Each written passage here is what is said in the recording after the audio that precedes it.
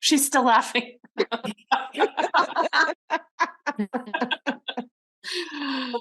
That's so funny.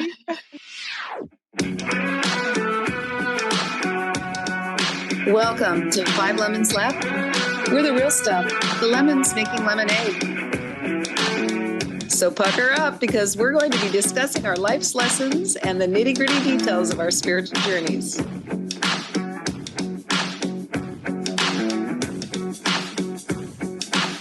Hey y'all, I'm Amanda. And I'm Drusilla. I'm Melissa. Hello, this is Morgan. And I'm Penny. Welcome to our podcast today.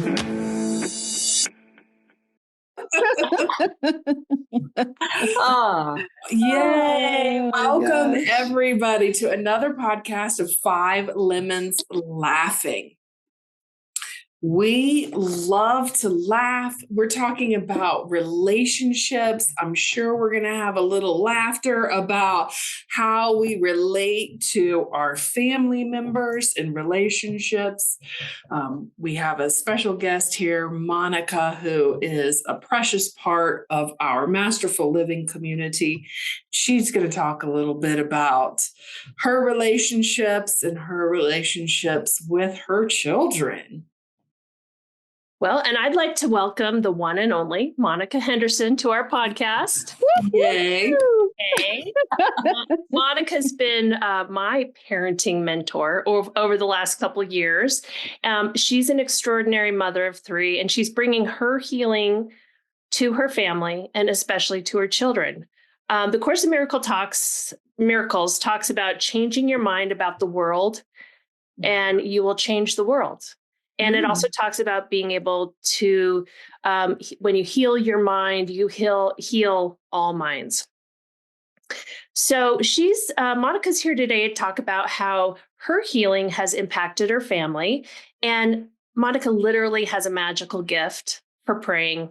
And we're often in groups together. And hopefully, maybe Monica can volunteer to pray at the end of our podcast so everyone can hear her magic. And great idea. Time we do that, but she is so poetic and powerful with her prayers. And whenever we're in groups together, I always hope that Monica's praying, because she always says like the most, like I said, poetic, beautiful prayers. So a little bit about Monica. She's an unbelievable artist and a spiritual student of A Course in Miracles. She's a self-taught figure and portrait artist, and she works in graphite, charcoal, and oil. And in her artwork, her subjects, I'm reading this because I want to get it right for Monica, because this is important stuff. Her subjects hold expressions of peaceful contemplation, which invites the viewer in for a shared experience of turning inward into their ever-present wisdom. And she hopes that the viewer releases the tendency to identify the world of form and fragmentation. And she recognizes that only the experience of peace is what we can offer to everyone. And her message is to see love and in humanity. And this is inspired by her own journey. Her artwork is also an extension of her spiritual practice. So Monica splits her time between Indiana and Idaho, and she's been married, I love this, to her best friend, Ray, for 35 years. And she often tells us these sweet stories about she and Ray. And again, another awesome relationship mentoring about how they share their relationship together. They have 3 children, Truman, Hope, and Maya, and they have 2 dogs, Seamus and Lemon, who we all have seen grow up from like a little teeny bitty dog to a little bigger bitty dog. She's tiny. And I'm so blessed to count Monica as one of my friends and my parenting mentor. So welcome, Monica. Oh my gosh. Thank you so much. So honored to be here, truly am. And honestly, I was just reflecting earlier that I could never have imagined that I'd be talking about healing in relationships I mean, 10 years ago, 8 years ago, because I struggled and I was struggling so much raising my children. And my twins are 25 and my youngest is 22. And I started off just shot out of the cannon having twins. It was such an overwhelming experience. And but I almost see how it was almost the perfect gift to cure like my maladaptive behaviors, my need to control and my need to perform and to fix and to just the codependency thing really flared up with my twins. I wanted to protect them from the world, and I had a difficult pregnancy. I was a high risk. I had children older, and I was on bed rest for 11 weeks. And 6 of those were in the hospital. And I had trouble getting pregnant. I got pregnant through IVF. So it almost felt like a little bit of a struggle from the beginning. Well, it did feel like a struggle. And then I had an unexpected pregnancy 3 years later. And that was a very difficult pregnancy. I almost began to believe that I wasn't meant to be a mother. It took such a toll on me physically. And Ray was a traveler. He was in Boston for 5 years commuting. And but it almost really, like I said, was fuel for my need to conquer or to work or to be hardworking or to show that I could do this. And we raised our children in a community where I just did what the other mothers did. And it was what I reflected was, your kids were in as many events as possible. You were constantly on the go. And I found out from a very early age, my son was gifted. I say gifted in quotes. The school gives them tests, and he scored like off the charts, and my younger daughter did as well. And honestly, I saw that as kind of a curse because once they were gifted, they were kind of treated differently, and the expectations seemed to be even greater. Get them into the chess club. Now they're in the math, workshop. And then my other daughter, my son is 25, and his 25-year-old twin was not gifted. She wasn't tested as gifted. I'm doing gifted because it's a label with these quotes. Yeah. So she went through a whole period where I'm the dumb one, and and she became the popular kid, and the other two were like unhappy about that she was popular, and she was unhappy that she wasn't gifted. Mm-hmm. So, it was difficult for me. I struggled a lot with it because I wanted them to be accepted by everyone. I wanted to, I guess I reflect on my own upbringing, and I didn't feel the acceptance of my peers growing up. My parents were divorced. We were like the only kids on the block that had divorced parents. It was in the early 60s. And my dad was an alcoholic. All kinds of things were just not what you would envision as a perfect family life. And so I believe that I was really trying to create something that I never had, just kind of forgetting that these children had their own personalities. They had their own journey.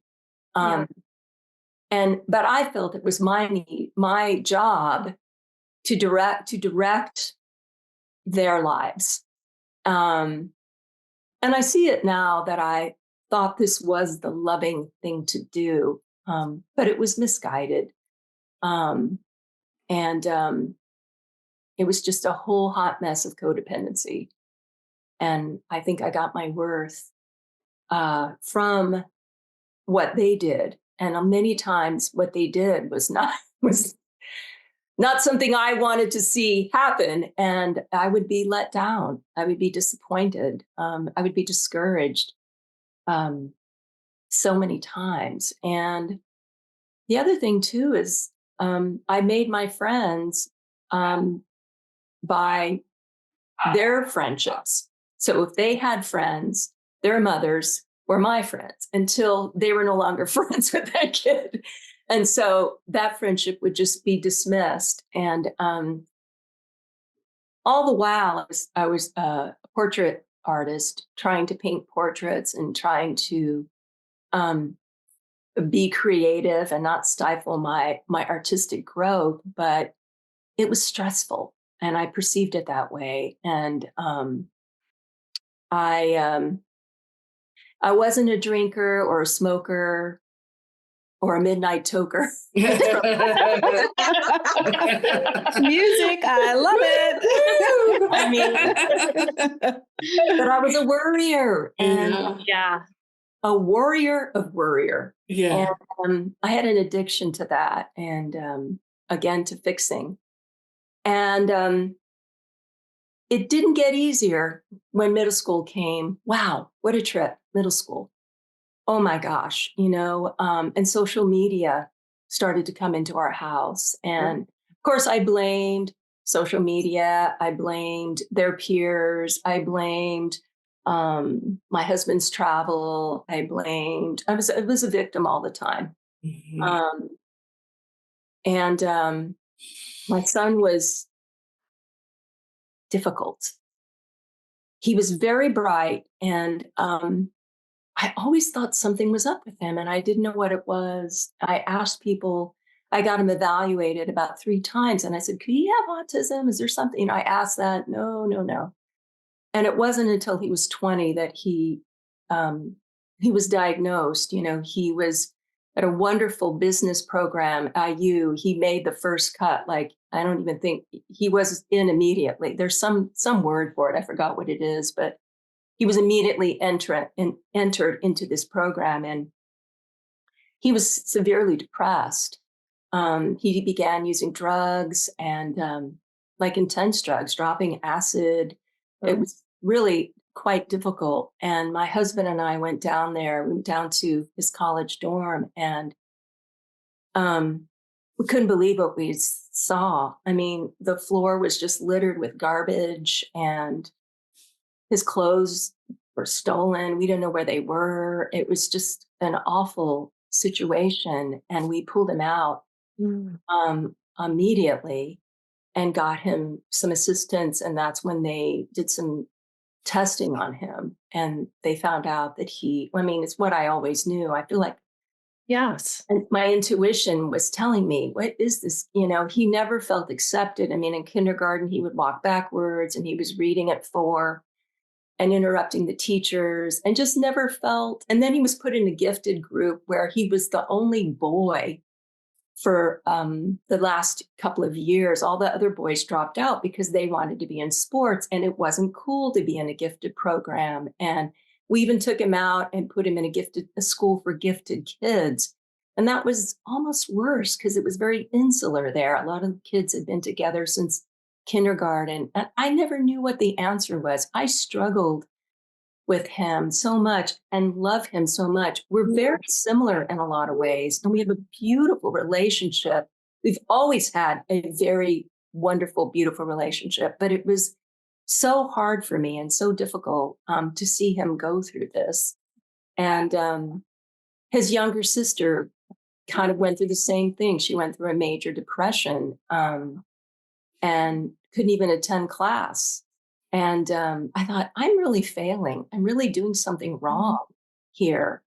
And it was really wearing me down. I was going without sleep, very thin. I don't think I was eating. I was over exercising. I was trying to do because I think that was what was helping me stay sane, but it was deteriorating me physically. Sure. And so finally, I have to ask myself, what does it take for someone to completely stop and halt and turn around and make different choices? Like literally stop this train in its tracks and take a different route. And that was getting very sick.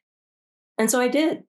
I got very, very sick about 6 years ago. Maybe 7 years ago, I started to exhibit symptoms where I was so exhausted, but I kept going to volleyball tournaments, chess tournaments, cheer tournaments, keeping the house afloat while Ray was in DC. He was in DC at this, he did Boston, then he was in DC.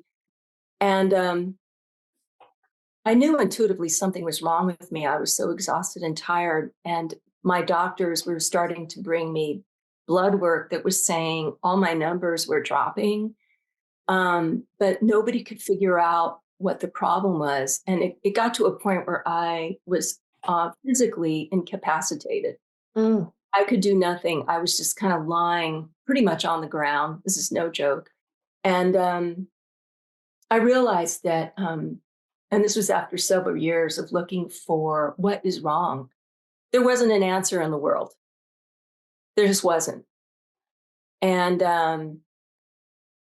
I knew that my answer was going to be in my request for God to come into my life, to have a spiritual community. I'd always practiced the Course in Miracles, but sort of haphazardly.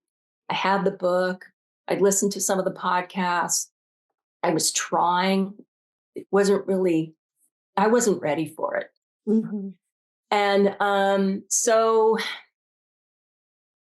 something really miraculous happened once I made the commitment to change my mind about what was happening to me, rather than saying over and over that I'm a victim and the world is against me. I really, truly believed and knew that a miracle was on its way and the world was for me. And I had a wonderful community. This community, I joined Jennifer Hadley's Masterful Living group, and I met some incredible people. A lot of people were going through similar things. And I didn't feel self-conscious about what was going on in my life. I almost began to see it as, I was becoming truly grateful for it, because I realized this was the only way that I would have come to the realization that what I'm doing, the choices that I'm making, are the cause of all this unease and disease and the symptoms. And I immediately changed how I interacted with my children.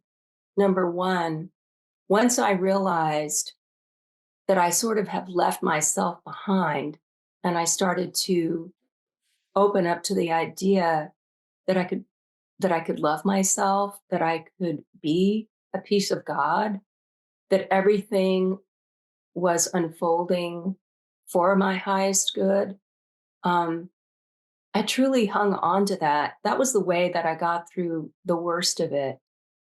And I saw, I did see the domino effect almost immediately. I mean, my kids began to ask me, "Are you in a cult? What's going on?" And I stopped. I don't know. I don't know. The subtlety of it was probably more. It was probably not as subtle as I remember. But I think the power of the mind is so strong, so great, that what I was sending out was love, and non-judgment and acceptance and allowance for what was going on in the moment. And I stopped trying to tell people what to do and how to fix people.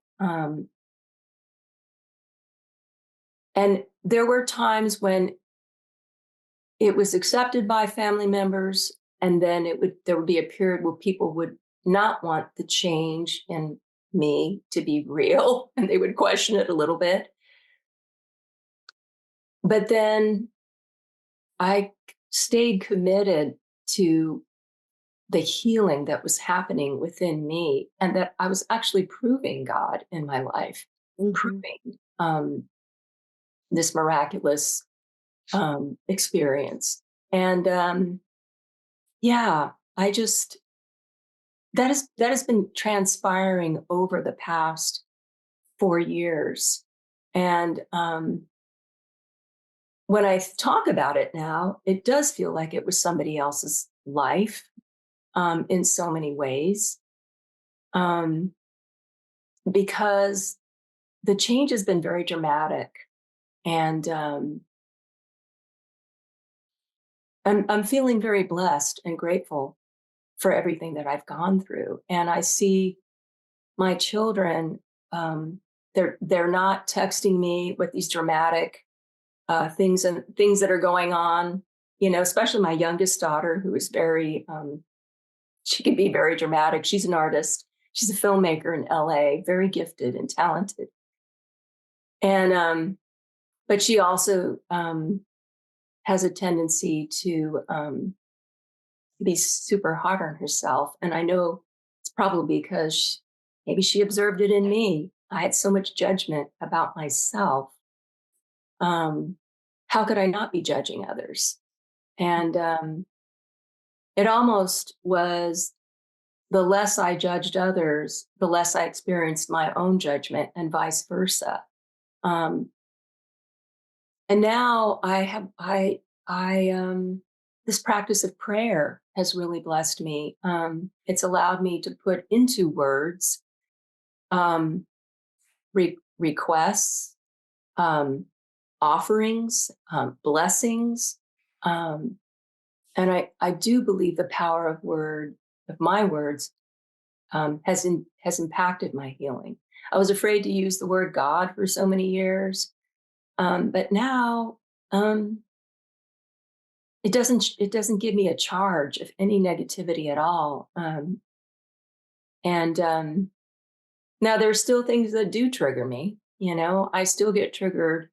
Well, on a macro level, the political scene triggers me still somewhat. The wars, things that go on in the world. And there's a tendency to go back to a little bit of feeling like a victim. And I know this has presented itself to me to be healed. I look at some politicians, and I have a physical experience where I don't feel well. And I'm aware of it, though. I'm very aware of it. And I know this is where my healing lies. There's the maybe the easier stuff is breaking away from me, but the real deep rooted things are now coming up for healing. And yeah, I know that this kind of discord has hit my body in many ways, and I'm not willing to go back. So yeah. I have a question for you, Go ahead. if that's okay. That's certainly okay. Yes. So when you were describing like letting go of victimhood, I heard you say like you were a worrier, and then was it about 6 years ago when your health went down? Yeah. Then that's when you started to change your thinking, your mind about. So would you say at that point is like when you decided to stop worrying, to stop like micromanaging your children? You didn't use that word, but like, hovering, controlling your kids and all that. So is there anything else you had to let go of to free your mind?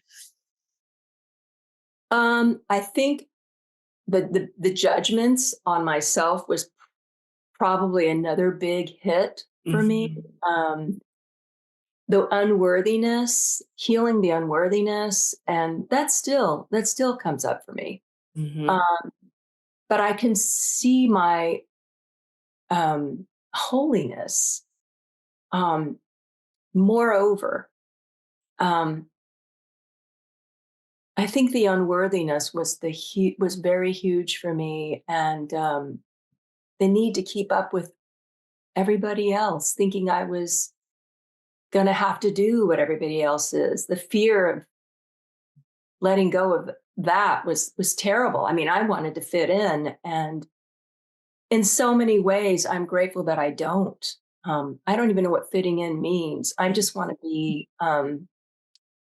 I just want to be loving and number one to myself, because I think I'm my own harshest critic. But self-love was a new thing for me, Amanda, and I think I left that completely out of the equation. I didn't know what that was, and maybe I didn't even know what love was. Yeah. Yeah. So glad you said that, self-love. So when you started to accept yourself and love yourself, did it on that level, did you see a change in your relationship? Like, how did you relate to your kids after that? Well, that's really a really good question. I thought love was making sure that they had the right clothes for the next day, that I was taking them to the doctor, that I was helping them with their homework, that I was making sure they had all the activities they needed to do to make them worthy. That they had a balanced meal. There was nothing about seeing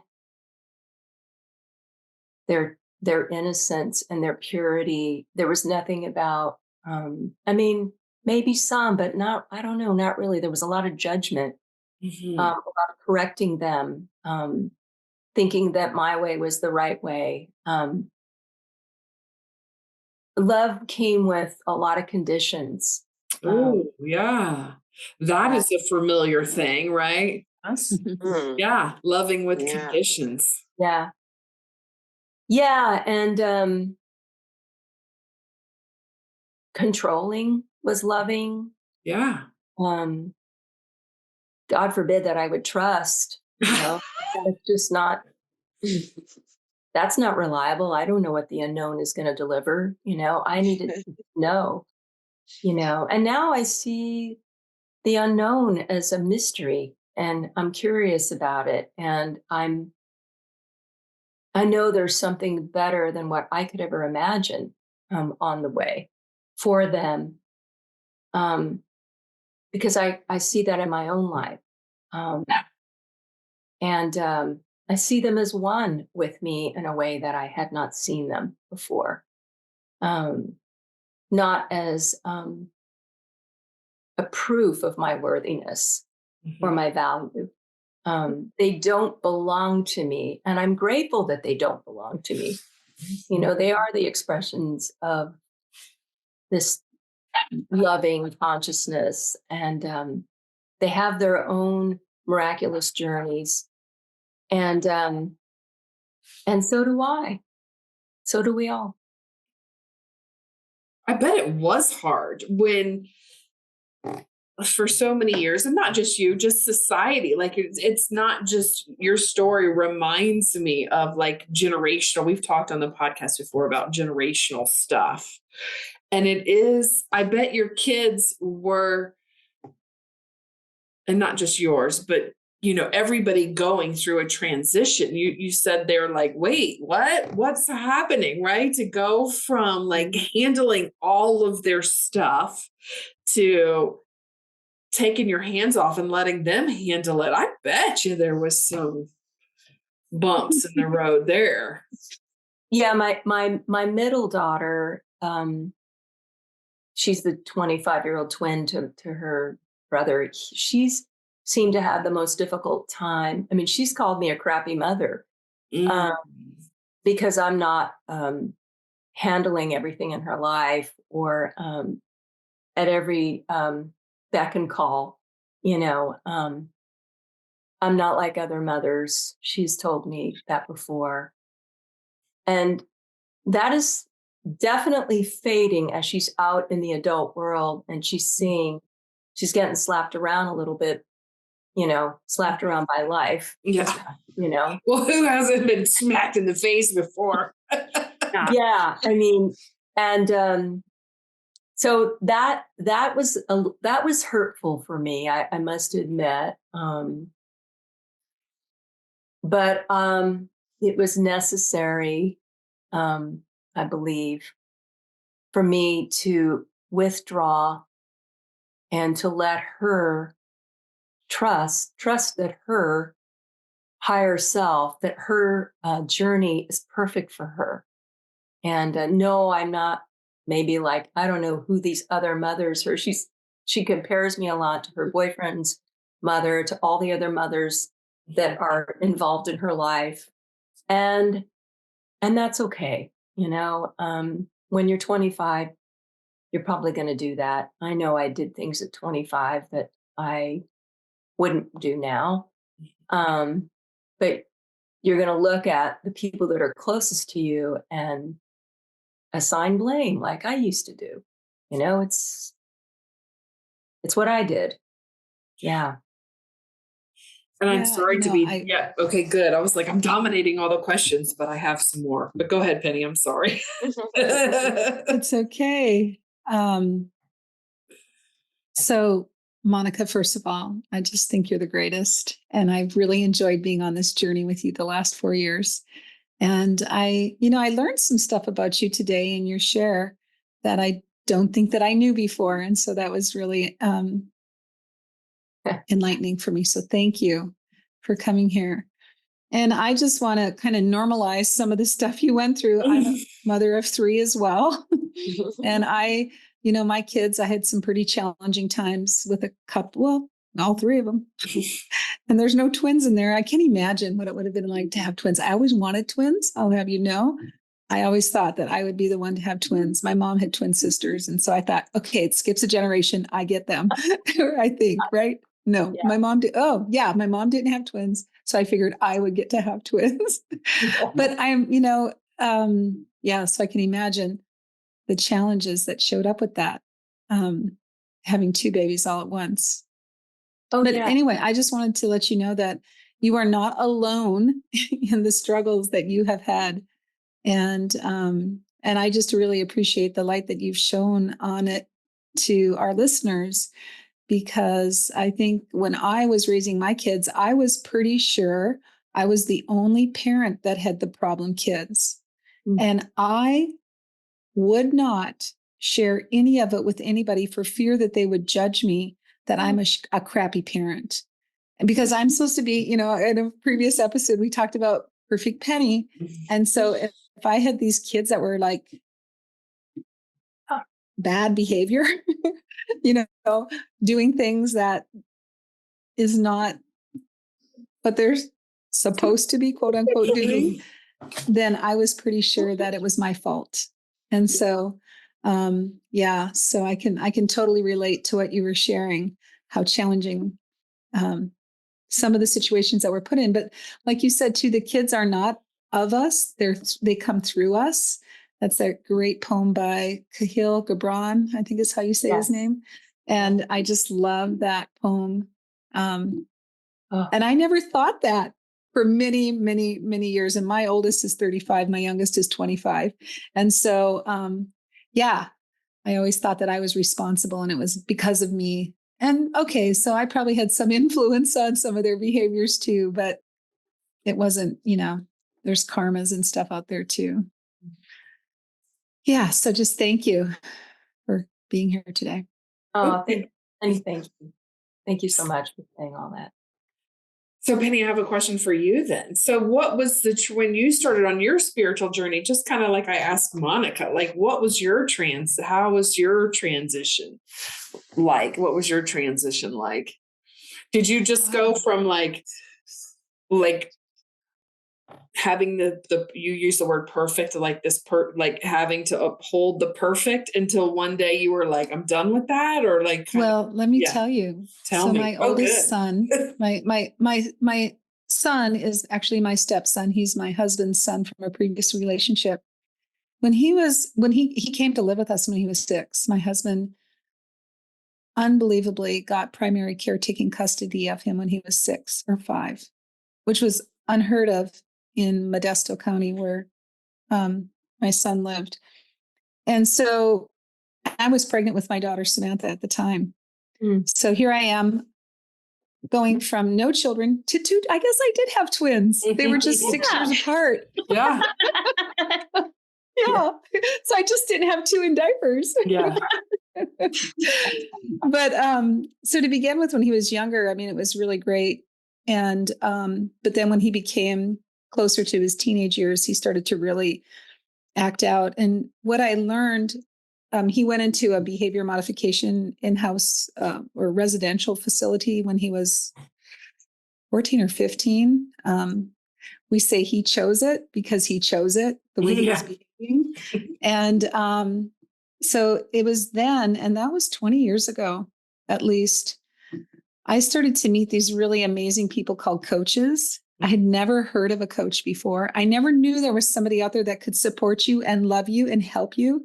I mean, I grew up Lutheran and going to church and all this stuff, but I didn't have that relationship with my higher power that I've developed. I'm still cultivating the relationship, but I met these people called coaches, and they were so freaking amazing.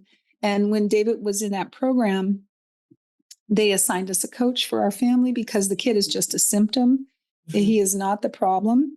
And it's a family situation. It's not a kid situation. And so they wanted to work with the whole family unit as the child was in this residential facility, work with the parents and the siblings to help the whole unit become whole versus, just putting this kid through all this. It was a boot camp, like a behavior modification boot camp.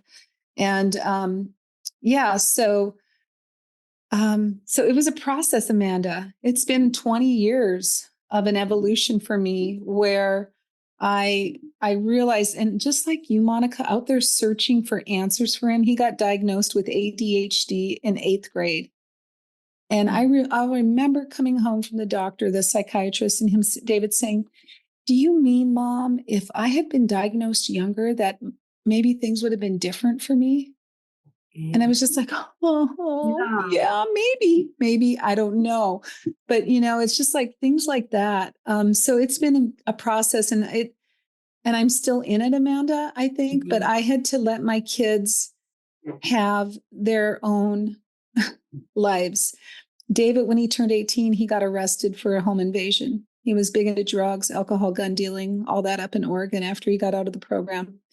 And he really wanted us to get him off. And I realized that at that time, he's 18, he had to take responsibility for it. So we let him take responsibility for it. He went to maximum security prison for 6 years. Well, I think he was only in maximum security prison for 4. And I came to the conclusion with the help of my coaches that I would love him no matter where he lived. And it was really kind of tough love. Wow. But I couldn't stop him. I couldn't stop it. I had tried for years and years and years and years to give him the help, and he kept turning away from it. So I had to let him take responsibility for what he was creating.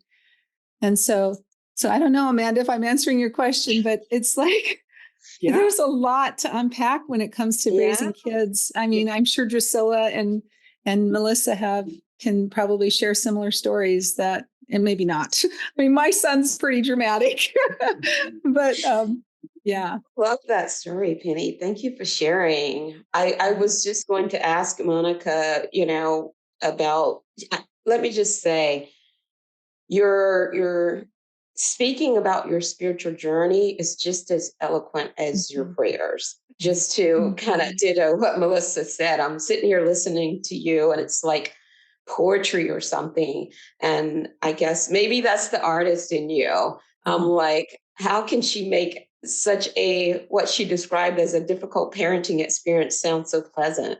I agree. Yeah, I don't know. Yeah. What are the things that as a parent still trips you up on this journey? Are there things that, like the not letting them just fall, like Penny just described? Are there certain things that specifically trip you up? I can say yes, and it has to do with my son again. He's never had a long-term girlfriend, a relationship, and he's lonely.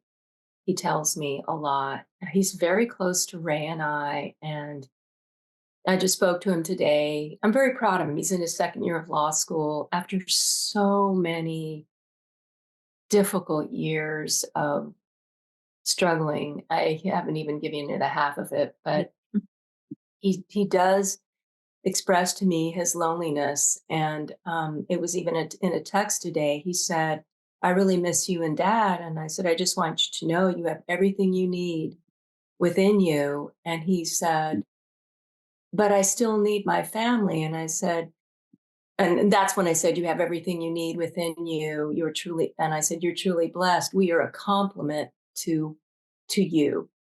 And he said, "I love you, Mom." And he says, "I love you" every day. And I think he is so loving and beautiful. I'm I know he doesn't need a relationship to make him complete. I don't want to think that way. There are moments when I do. Um, I just continue to pray for the highest and best. And I told him, what's meant for you will come to you. Um, Keep growing and exploring your magnificence. He just got a really wonderful job in family law, of all things. He's dealing with very emotionally charged situations. He was saying, "Mom, I had to help a woman today. She's in her 70s. Her husband left her for a younger woman. He got her, I don't know if he got her pregnant. It was something like that. And she was crying on the phone." And I said, "Wow, I'm so proud of you. I just can't compartmentalize that way. I was an HR manager for years, and that was really hard for me." And he goes, "Oh, it doesn't bother me." And I'm wondering if it has something to do with the autism.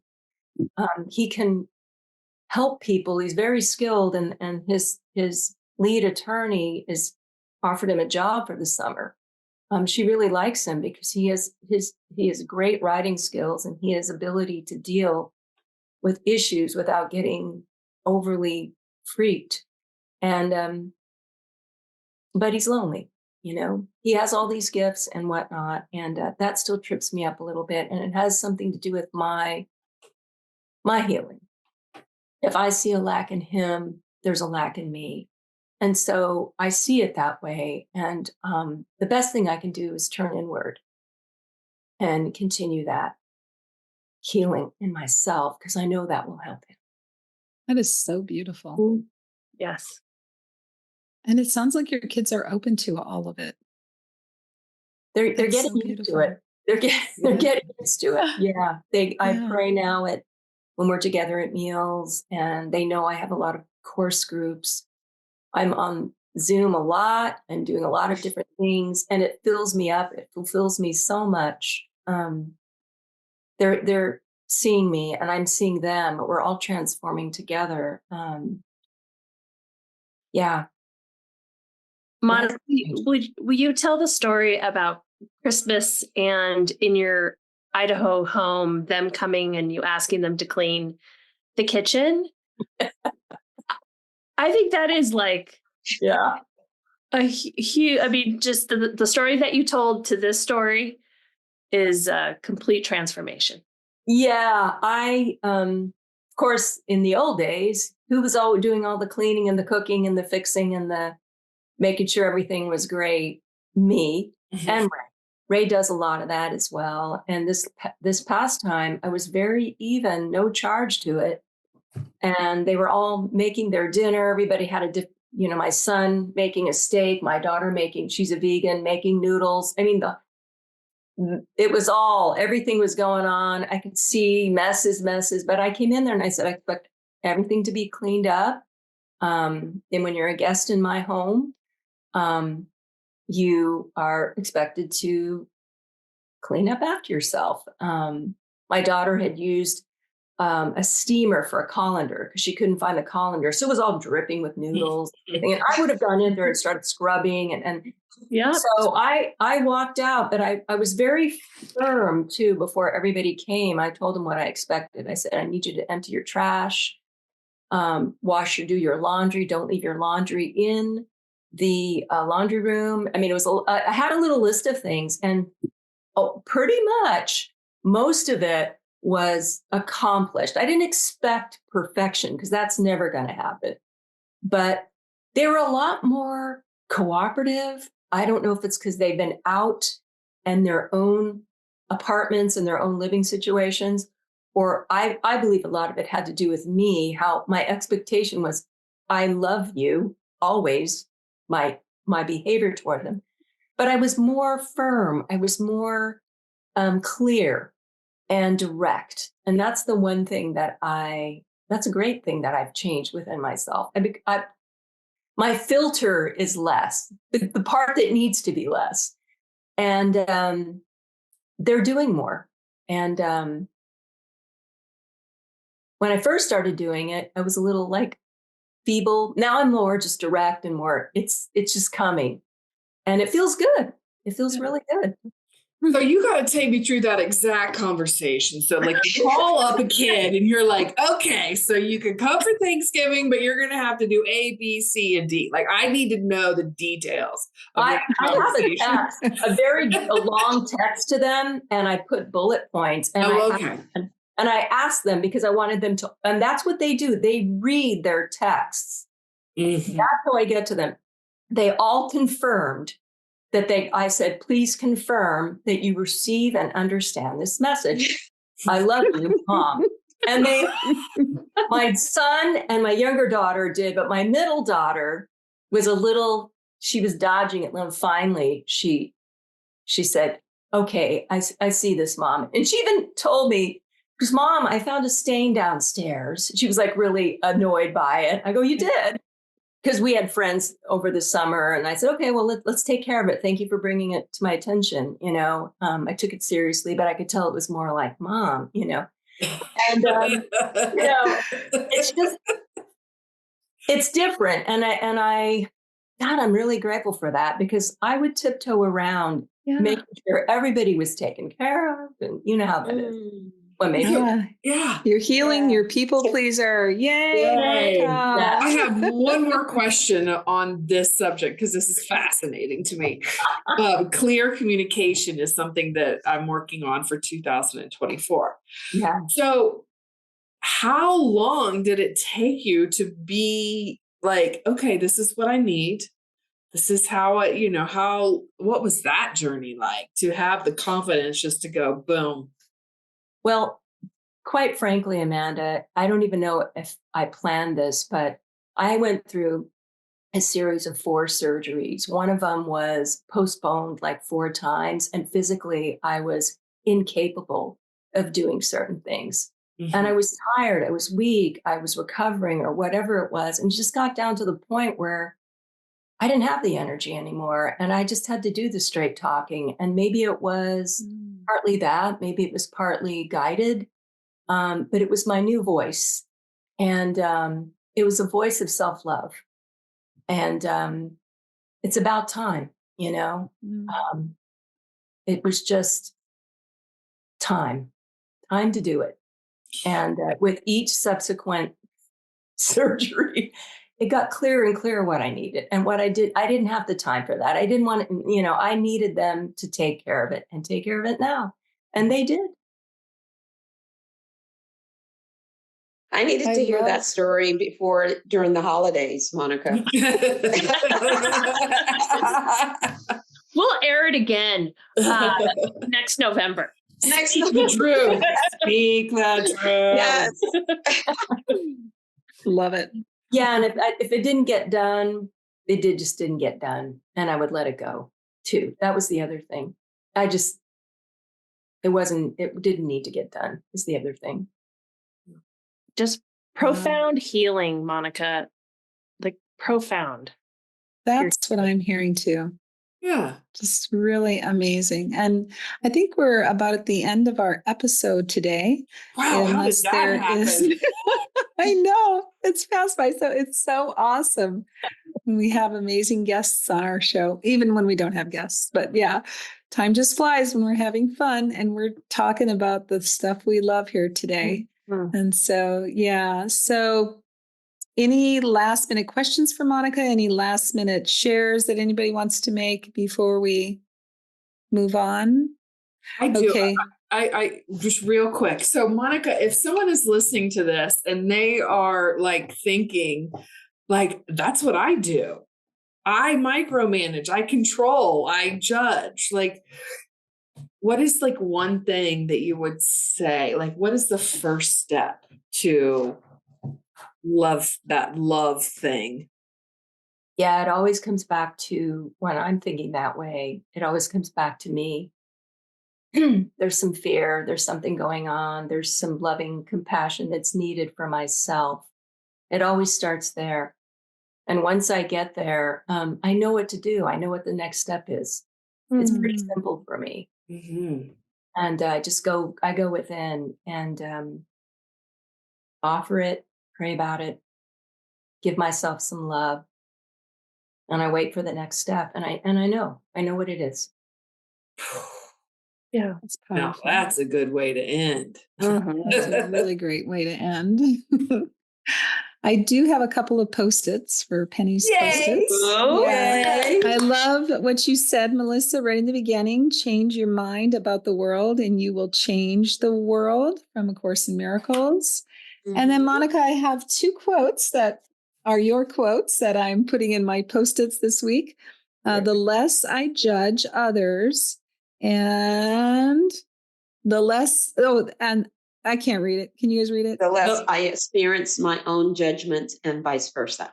Read it again. Read it again. The less I judge others, the less I experience my own judgment and vice versa. Yes. And then here's the last one. I love, love, love this one. Yeah. Yep. My new voice is the voice of self-love. That was so beautiful, Monica, when you said that. I love your handwriting. Wow. Thank you. Thank you. So thank you, everybody, for joining us today. It's been a beautiful conversation with Monica Henderson. And if our listeners wanted to reach out to you to see some of your beautiful artwork, Monica, how could they reach you? They could go to Instagram. I am Monica Henderson Studio. Awesome. And you have a bunch of your portraits. I have something posted there. Yeah. Awesome. Awesome. So Monica Henderson Studios on Instagram. That's beautiful. And as always, we thank you for joining us today. We love and appreciate any and all feedback. So listeners, if you have any requests that you'd like us to cover a specific topic, please feel free to reach out to us. You can reach us at our website, 5lemonslaughing.com, 5 spelled out, F-I-V-E. Oh, and next week, just making this announcement, we are going to do not only our podcast recording on YouTube and other platforms. You'll be able to find us, but we're going to do a Facebook Live. And so let's be ready for that, everyone. We're going to we don't quite know what we're doing, but we're going to try it out. So, and I just wanted to check in with any of the other Lemonettes if they had any announcements that they would like to make. No. So Monica and all of us met in Masterful Living with Jennifer Hadley. And I believe registration might be open right now. Go to jenniferhadley.com and you'll be able to register for this beautiful year-long program that has transformed our lives. And as you heard Monica's, it's transformed her life as well. So thanks again, everyone. And we'll have you back next week. And so have a beautiful rest of your week. Bye, y'all. And can we have Monica pray us out? Oh, yes, Monica. Would you pray us out? I'm happy to do that. Awesome. Oh, what a beautiful time together. Just placing our hands on our heart and just beaming gratitude. and love from my heart to yours. Truly grateful that we have such willingness to place our attention on what is true. Just acknowledging the abundance of truth and how it supports us, directs us, and heals our split minds, clearing thoughts that just aren't helpful, clearing thoughts that are self-judgment or judgment on others. Grateful that every step we take, we can choose again. We can make a decision for peace, for love, and for God. And as we are swept clean, we are free. We bring willingness to this day and take one holy instant at a time as we recognize the Christ in each other and in all encounters in our consciousness or our subconsciousness. Seeing it clearly, offering forgiveness and calling in the higher self. We are light eternal, applying truth to everything that love created. We share this truth. It's the only thing that's real and the only way it can be. We continue blessings on all beings listening to this podcast and beyond. We allow this prayer to be. We recognize the power of prayer. And so it is. Amen. Amen. Amen. Thank you. See you next week. Bye, y'all. Bye, everybody.